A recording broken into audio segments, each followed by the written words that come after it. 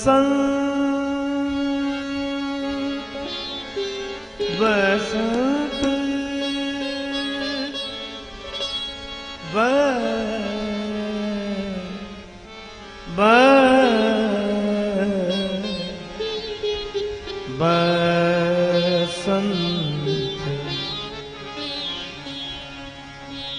को देत संदेशवा ऋतु बसंत को दे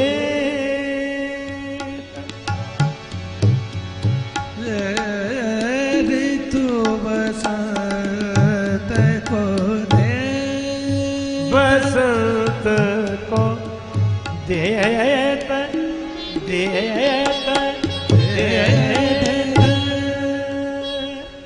कोयल बसंत का संदेश देती है। कोयलिया बोले अमुआ की डार पर ऋतु बसंत को देत संदेशवा। लेकिन एक अद्भुत बात है, वर्षा ऋतु जैसी सुहावन ऋतु पर कोयल नहीं बोलती। पावस ऋतु में कोयल, वर्षा में कोयल बोलती नहीं। श्री तुलसीदास जी ने कारण बताया। पूछा कि बाबा ये वर्षा ऋतु में सभी आनंदित होते हैं, पर ये कोयल को क्या अच्छी नहीं लगती वर्षा ऋतु, ये बोलती क्यों नहीं है? श्री तुलसीदास जी बोले हमने पूछ लिया। कोयल इसलिए मौन हो गई, पावस आवत देख के गही कोकिलन मौन। पावस आवत देख के गही कोकिलन मौन, अब तो दादुर बोली हैं हमें पूछी है कौन। अब तो मेंढक टल जाएंगे मेंढक, इसलिए। पर कोयल बसंत ऋतु का परिचय देती है। और लक्ष्मण जी को तुलसीदास जी एक जगह वसंत का ही स्वरूप देखते हैं। सोह मदन मुनि वेश जनु रति ऋतुराज समेत। तो लक्ष्मण जी हैं ऋतुराज बसंत, और सीता जी उनका परिचय दे रही हैं, इसलिए बोली मधुर वचन पिक बहनी। और कहा क्या? सहज स्वभाव। यह सीता जी का स्वभाव है, इसीलिए जासु कृपा निर्मल मति पावो। इन्हीं की कृपा से निर्मल मति मिलेगी। आप सोचो, वे लक्ष्मण जी के लिए कहती है सहज स्वभाव है। लक्ष्मण जी का सहज स्वभाव है, इनसे ज्यादा टेढ़ा स्वभाव और किसका होगा? अच्छा, और सीता जी से ज्यादा अनुभव किसे होगा? भरी सभा में महाराज जनक को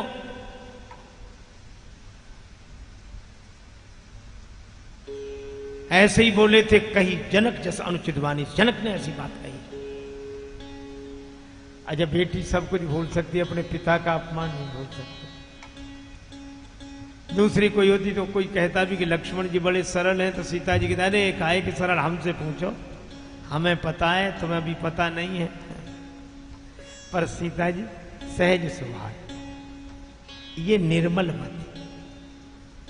अच्छा, फिर एक बात यह भी है कि श्री सीता जी को निर्मल मति लगती है, लक्ष्मण जी के सहज स्वभाव को ही देखती हैं।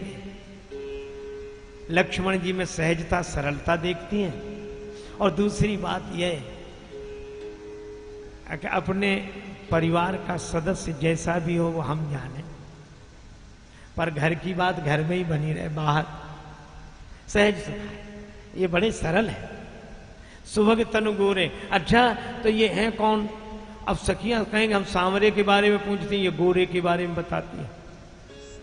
नाम लखन, इनका नाम लक्ष्मण है। और ये मेरे देवर कहने वाले, अरे ये मेरे छोटे देवर हैं, नाम लखन लघु देवर मोरे।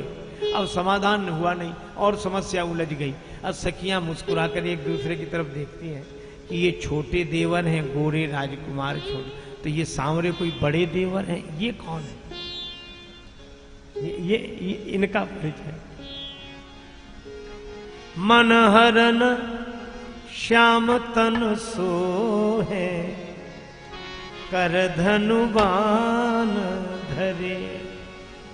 कहु सुमुखी रावरे को है, कर धनुबान धरे। जटाजूट सिर सोहत सुंदर, राजत बिच बिच सुमन मनोहर।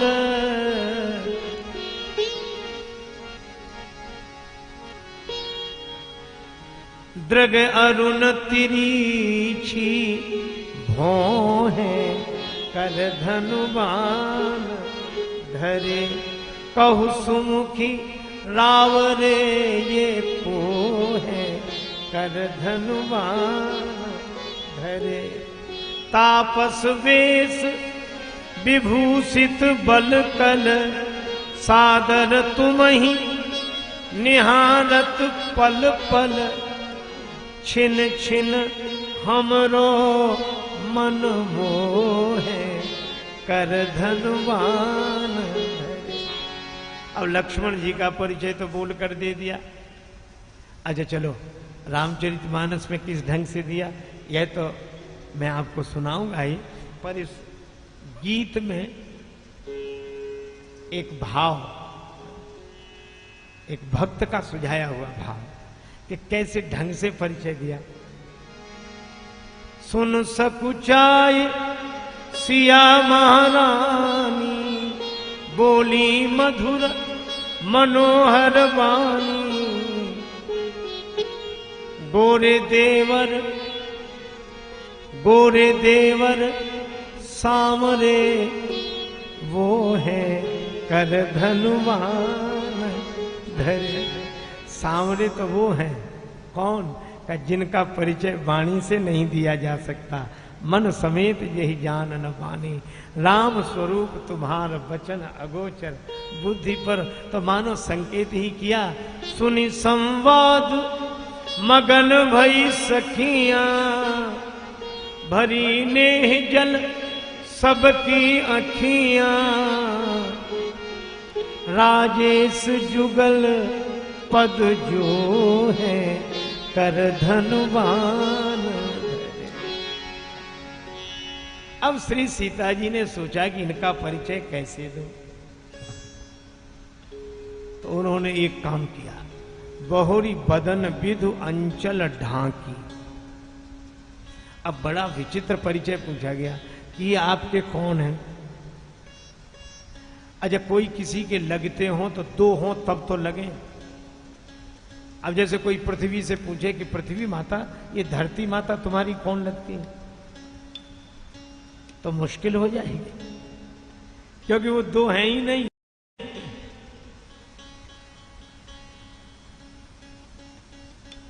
अच्छा, वैसे भी देखो,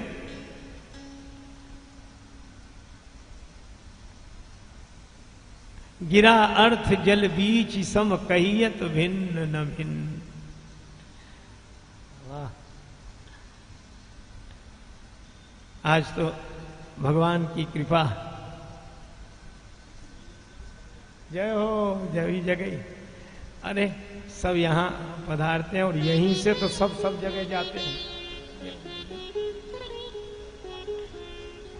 आइए आइए महाराज, हमारे परम श्रद्धेय पूज्य श्री पीयूष जी महाराज का आगमन हुआ है।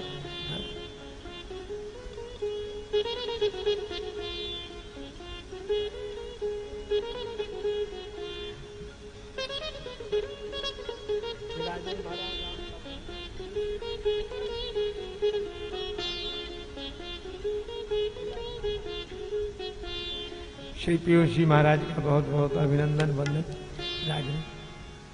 तो अब दो हों तब तो कुछ लगे। गिरा अर्थ जल बीच सम कहियत भिन्न न भिन्न। देखो, परमात्मा का परिचय देने की दो विधाएं हैं, एक तो श्री तुलसीदास जी की और एक श्री कबीरदास जी की। कबीरदास जी से कहा कि भगवान कैसे मिलेंगे, तो कबीरदास जी बोले, घूंघट के पट खोल तो हे राम मिलेंगे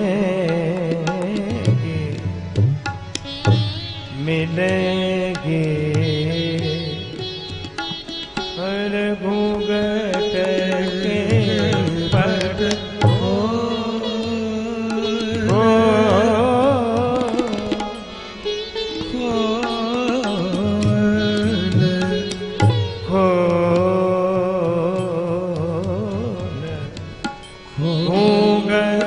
के पद को खोल रे तो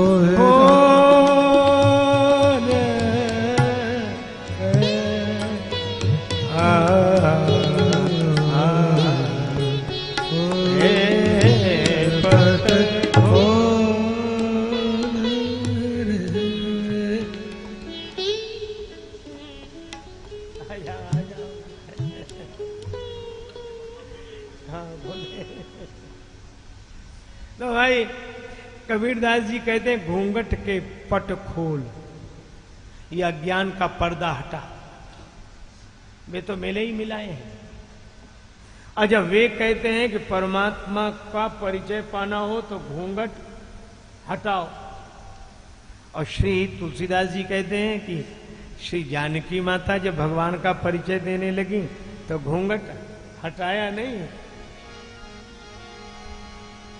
बहुरी बदन विधु अंचल ढाके, बहुरी बदन विधु अंचल ढाके, बहुरी बदन विधु अंचल ढाके, पियतनु चितये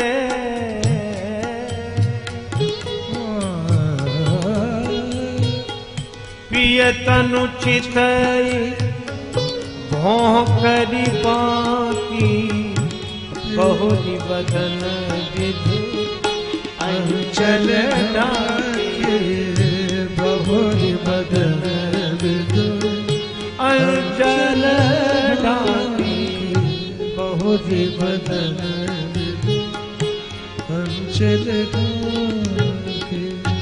वे अपने मुख चंद्र पर घूंघट डाल लेती, अंचल से ढक लेती हैं। और यह क्यों?